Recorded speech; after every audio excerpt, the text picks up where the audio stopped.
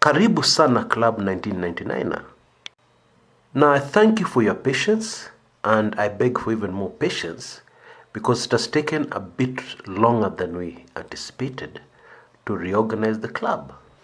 We have done quite a bit of work behind the scenes and quite a bit of reorganization, and I hope it has come through in the quality of videos of the public channel, and hopefully in the videos on this private club.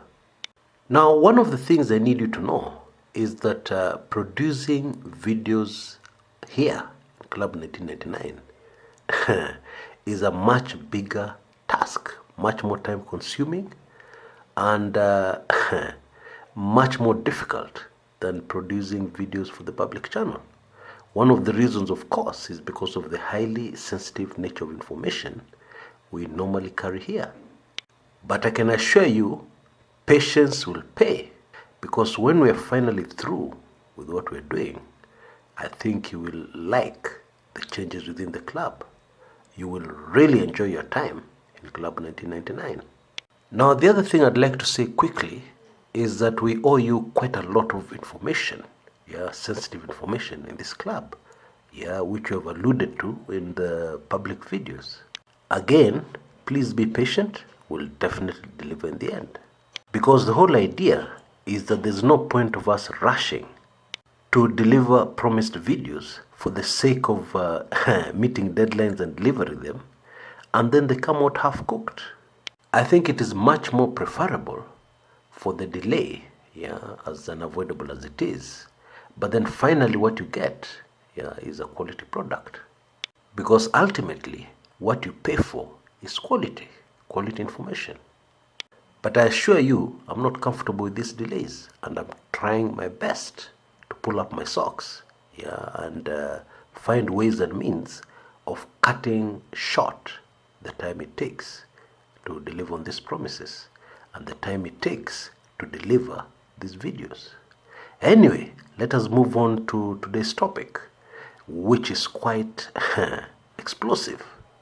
Everybody is very concerned about what's happening in Kenya politically at the moment. And one of the issues, or rather where it all stemmed from, were the comments of one Bwana Murathe, David Murathe, the former vice chair of the Jubilee Party. Very many people, including senior politicians, believe that Murathe is working alone. Now, there are certain issues, certain aspects that are critical for anybody to be able to understand what is currently happening in Kenya. And these matters are extremely sensitive, and that is why this video is being done only for Club 1999 members. And for you to fully understand, we have to start this right at the beginning. So bear with me. Section 240 of our Constitution establishes a National Security Council. This is the top security organ in the country. To cut to the chase, the work of this council is to identify and neutralize threats to national security. And one of the key crucial security organs that the council supervises is the National Intelligence Service, the NIS. Now, before the establishment of the 2010 Constitution, in the old days, what used to happen is that the work of this council was done by the president and the head of the then special branch, the chief spy, if you like, in the country. Now, in such an arrangement, many things can go wrong. And indeed, in the old days, many things went wrong. For instance, very partisan projects were introduced as national security issues. And indeed, at times, things that damaged the country. I'll give you just one example. The oaths of 1969 also involved work, backup support in terms of intelligence gathering and support from the special branch at that time. When you understand this and read through Article 240, you'll be able to see a lot of checks and balances, learning from the past, that have been put into place. For instance, the Security Council members now includes the Attorney General, the AG. That's to check on legal matters, how legal whatever they're doing is. Because in the past, the illegality has gone overboard. Any national security service anywhere in the world has to break the law. Yeah. Rules always have to be bent for the sake of national security. Yeah, but in the past, as I've said, it went overboard. So probably the inclusion of the AG was to limit, or to stop this going overboard ever happening again. And remember, the AG's office has security of tenure. That means the president can't fire them. It also includes the Inspector General of Police, who also has security of tenure. The president can't fire them. Although, the way our IG operates, it's as if he doesn't have that security. Yeah. Now, the 9 members of this council are, of course, the president, the deputy president, the cabinet secretary responsible for defense, the CS responsible for foreign affairs, the CS responsible for internal security, the AG, as I've already mentioned, the chief of the Kenya Defense Forces, the Director General of the National Intelligence Service, and the Inspector General of the National Police Service. Now, what you're seeing unfolding in the country at the moment originated from this council. David Murathe's actions in recent times, his statements, and his plan of action and his endgame all have originated from this council. Now, this council is supposed to act only on threats to national security. So the first question we need to answer is, what threat to national security did this council identify? The answer: this council identified the 2007 Manenos, the possibility of them recurring, as the major threat to national security. Our National Intelligence Service, very competent chaps, make no mistake about that, identified possible scenarios in 2022. And all those scenarios were based on the high expectations of Kenyans from the Rift Valley, from the Kalenjin Rift Valley. It is widely believed and widely expected in the Rift Valley that President Uhuru Kenyatta and the entire Kikuyu community will support DP William Ruto to be elected President of Kenya in 2022. Now, the big threat to national security is if that does not happen, because actually, analyzing the political situation in the country, the NIS were able to clearly identify that chances of that not happening were extremely high. And the main reason is that the wounds of 2007 have not yet been healed, especially amongst the House of Mumbi. The Kikuyu community has never, since 2007, and probably will never trust the Kalenjin community, let alone voting into office a member from that community. Now, there's a very important point to note. The NIS did not identify this as a threat before the 2017 elections. Why? Because the 2017 presidential elections changed a lot in Kenya politically. And one of the things it changed is that it has made it very difficult going forward to ever rig another presidential election in Kenya. Assuming that nothing changes, the law is not changed, we don't have a referendum, etc., etc. Even if that were to happen, which is very unlikely, it would be very difficult to rig the 2022 presidential elections. Maybe to make it clearer, I need to add, it will be very difficult to rig, to fiddle with the 2022 presidential elections without dire consequences. The NIS also identified that the deputy president was part of that threat to national security because he has the capabilities and the network to ensure that if he does not have his way, he makes Kenya ungovernable. How? By pulling off another 2007-2008 clashes.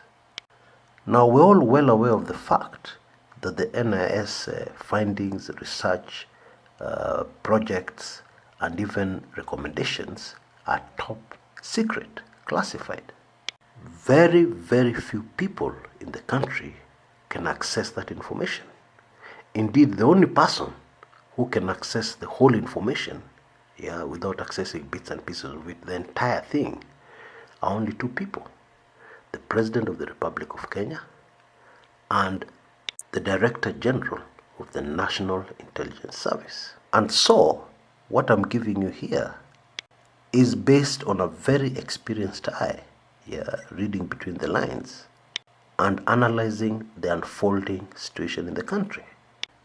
So, to quickly simplify, what the National Security Council, based on recommendations from the NIS, concluded would be a threat, a very serious threat to national security, is the simple fact that in a free and fair election, DP Ruto would lose the presidency.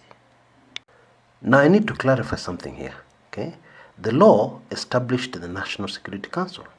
However, there are some things that are so sensitive. I know this is against the law in a way, but this is what happens all the time.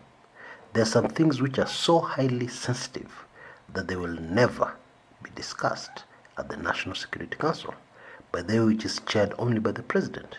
The Constitution does not make any allowances for the deputy to step in for him.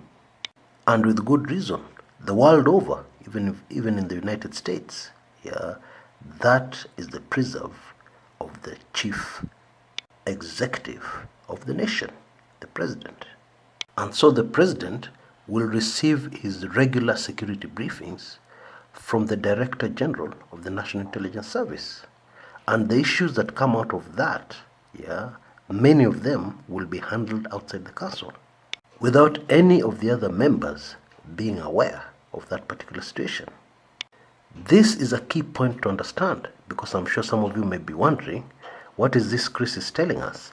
And yet he has told us the Deputy President is a member of the National Security Council.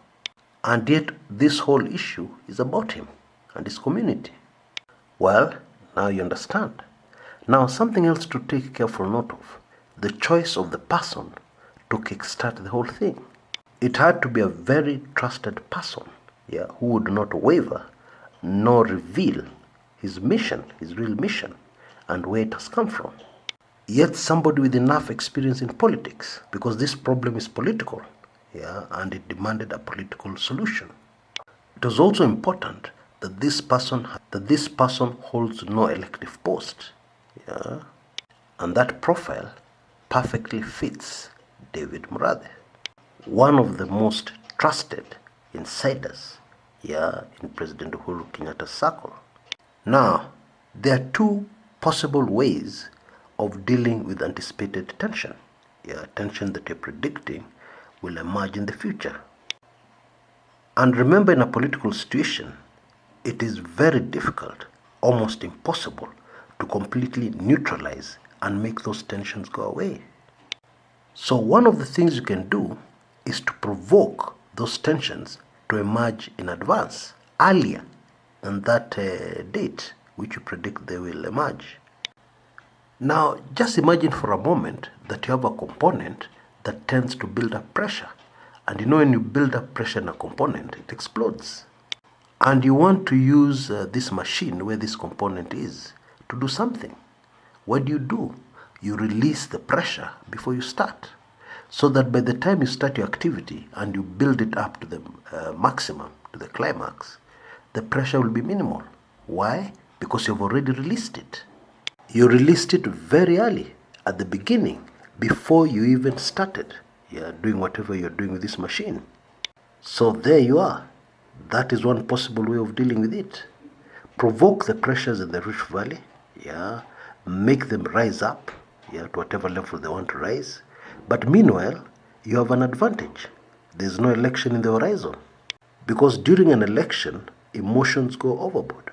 So you deal with this tension long before the election. That is one way. Now, this is why it is very instructive that Bwana Murathe came out with a statement that was designed to cause maximum annoyance in the Rift Valley. I cannot think of any other statement that would provoke so much tension in the Rift Valley more than saying that he will block DP Ruto from being a candidate in 2022. Anybody with minimal legal understanding will know that Murathe's argument that the two are a team and therefore that disqualifies DP Ruto does not hold water. It is not even worth discussing. There's nothing there. DP Ruto cannot be blocked from vying for the presidency just because he was a deputy. That can never happen. And of course, Bwana Murathe is a very intelligent man, and I'm sure he knows that. But the whole objective here is not to block the DP using legal means. The objective here is to provoke, to incite the Rift Valley, so as to release that pressure early, well away from a general election, where it can cause very serious damage. Now, the next thing you can do, the next possible thing that can be done to deal with this problem is to remove that component that tends to build up pressure, to remove it completely and replace it with something else, another component that does not build up so much pressure, another component with a higher tolerance for pressure.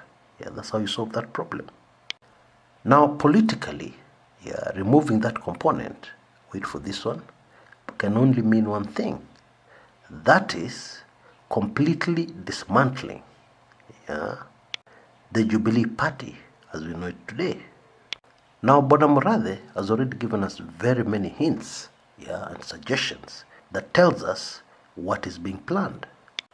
He has gone to the Mulembe Nation and asked them for somebody to work with. That implies a political coalition between the House of Mumbi and the Mulembe Nation.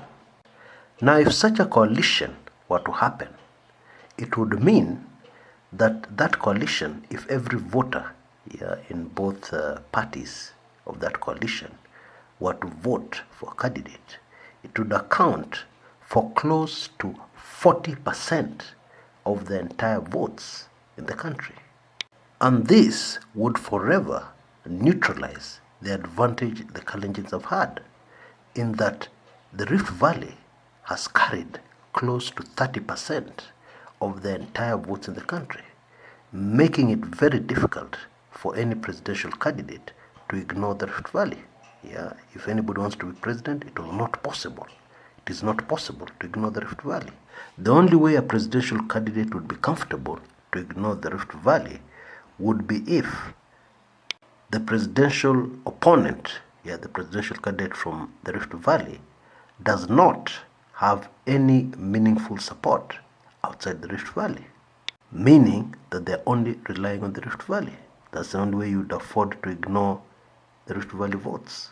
There's another way you can afford to completely ignore the Rift Valley votes, and that is if you have support almost to a man from one major community, one of the top 3-4 communities in Kenya. You have the full support of one of those communities, and then most of the rest of the country. And Raila Odinga proved this in 2017. And the Jubilee Party made it very easy for him, by portraying their party in the eyes of Kenya as being a political party for Rift Valley and Central Province only, making it easy for Raila Odinga to virtually sweep the rest of the country. But I think I've driven my point home. The Rift Valley has always been important politically, but so has Central Province. So when you get a union of Central Province and another major community in Kenya like the Luhya, that's a game shot. You neutralize the Kenyans. So let's look at the end game here. Let's summarize everything so that it's simple and easy to understand. Number one, the Rift Valley has been provoked early. And if you look at it carefully, this is the only time to do it, because we have an upcoming referendum before the next elections. So this is the time of the least tensions. There's no election, there's no referendum. And more importantly, the election, which will be the highest trigger for very serious tension in the Rift Valley is very, very far away. Number two, Jubilee will deliberately be dismantled. Jubilee is basically a union between the Kalenjin nation and the House of Mumbi. It is the main pressure component, is the main component that will trigger chaos in 2022. And so there's no other way out. Jubilee must go. Now I've seen a headline in one of the major dailies in Kenya saying or claiming that Murathe is plotting a mass walkout from Jubilee. Now that is a headline that is extremely believable. And personally, I believe that will happen at some point. And the way it will happen is by number three. A political party and brand new political party for the House of Mumbi will be formed. And this political party will form a coalition with the Mulembe Nation. There is a very high possibility that this coalition will also include Gideon Moi, KANU, and Alfred Mutua's Maendeleo Chap Chap. Now, Alfred Mutua may not be seen to have a lot of national clout, but such a view is naive, because the man has quite a good image. For instance, Central Province would warm up very quickly to Alfred Mutua. And it doesn't do the Machakos governor any harm that his wife is from the House of Mumbi. And he would be the perfect personality to help lure the House of Mumbi into a coalition they can feel comfortable in. Note very carefully my choice of words. Not lure them into a political party, lure them and their political party into a coalition they can feel very comfortable in.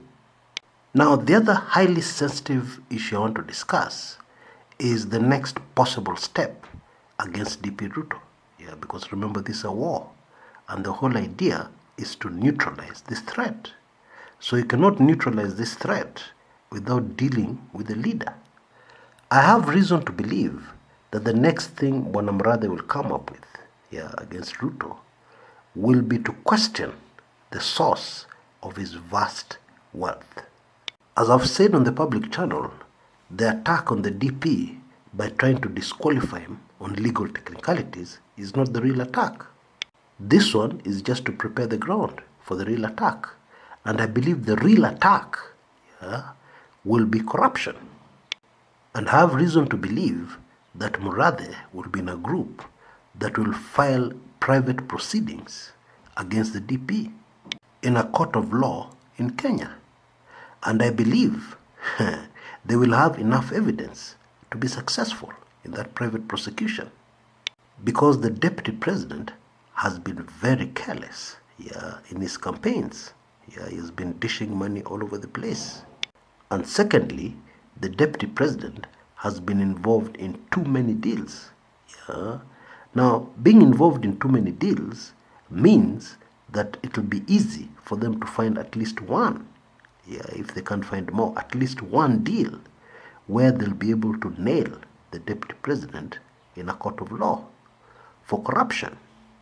I have reason to believe that this is the reason why the deputy president has recently come out with both barrels of his gun firing rapidly.